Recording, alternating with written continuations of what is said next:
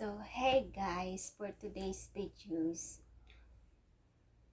magsagot tayo ng mga intriga nyo.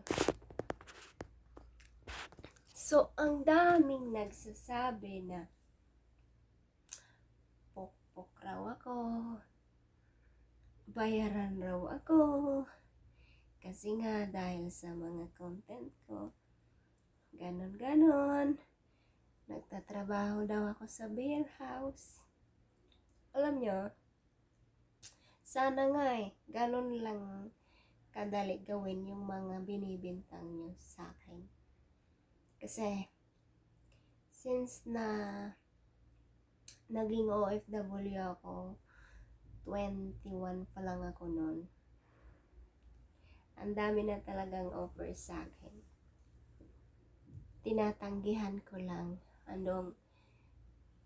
Japan sana ako magtrabaho, entertainer sa Japan, hindi ko pinasok.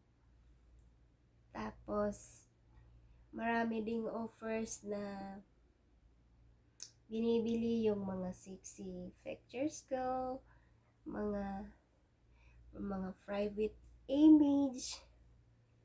Take note, malaki yung malaki yung offer, pero hindi ko pa rin pinatos. Kaya yung sinasabi nyo na nadudungisan yung dangal, kasi dahil yan diyan sa pagpapasexy ko, sa pagko-content ko na nakapanty, wala namang masama dyan. Ang masama, kung binibinta mo yung sarili mo, kung nababawasan ka, yun yung masama. Alam nyo naman sa itsura ko na to, marami talagang maa-attract na ibang lahi. Marami talagang hahanga kasi look at my face. So, yan na yung mukha ko. Lalo na kung i-enhance ko yung pagiging maganda ko. Diba? Maraming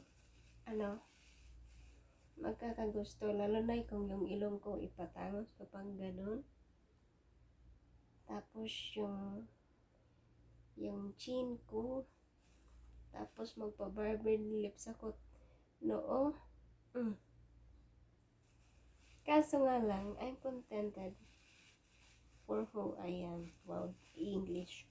At syempre, yung mga binibintang nyo, hindi ko kayang gawin. Okay na ako dito sa pagpapasexy. Buti nga nagkalakas loob pa ako. Ngayon lang yan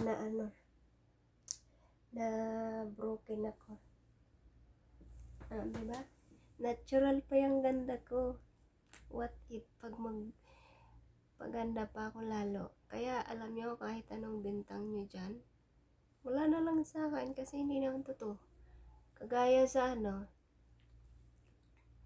sa IG ko,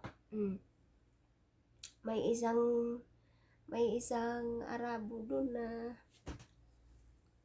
nag-o-offer, malaking halaga ha. Hindi ko rin pinatos kasi nga okay na ako sa kinikita ko dito sa pag-vlog ko At ayokong maganon kasi takot rin naman ako makarma.